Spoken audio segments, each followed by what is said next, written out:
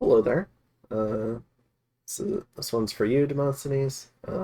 This is testing the fire and keep distance on the camels versus Daibakemono on attack in a line. I sent you the more aggressive camel screenshots, but just kind of wanted to show this. I do think a lot of people kind of misplay these camels against more heavily armored opponents. I think you want to just get in there.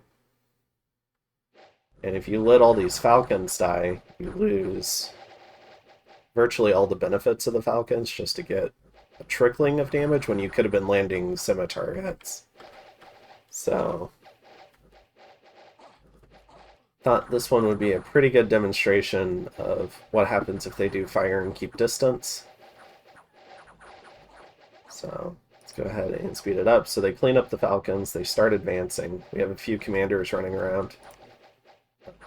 This Shake gets caught out. I guess his fire and keep distance wasn't quite working.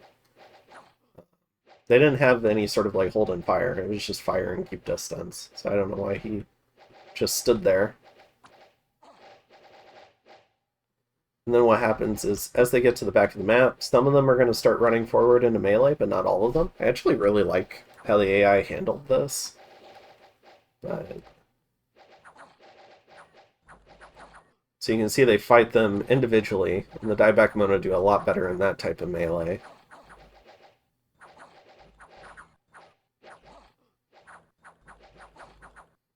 And then a few more charge in. And all these guys are still trying to shoot, and then the final ones charge in.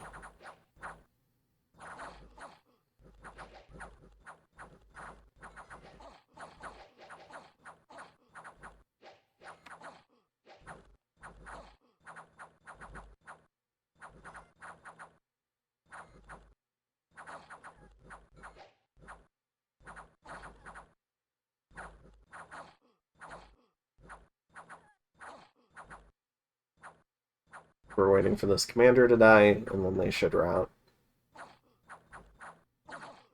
There we go.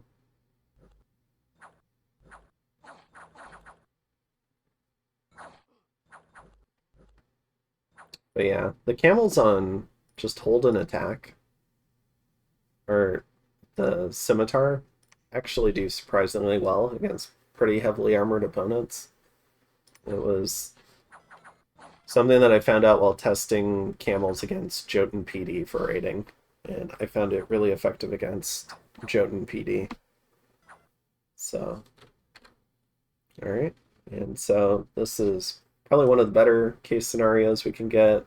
We could always do more bodyguards on commanders, or try to have commanders just do stay behind troops rather than attacking, which is what I ordered these guys to do. So there's plenty of little optimizations there with the commanders, but overall, the Daibakemono do pretty well. It's just when they get piled on by a bunch of scimitars and falcons that they struggle. So hopefully this is helpful, and hopefully Kirby hasn't figured it out, I guess. We'll see.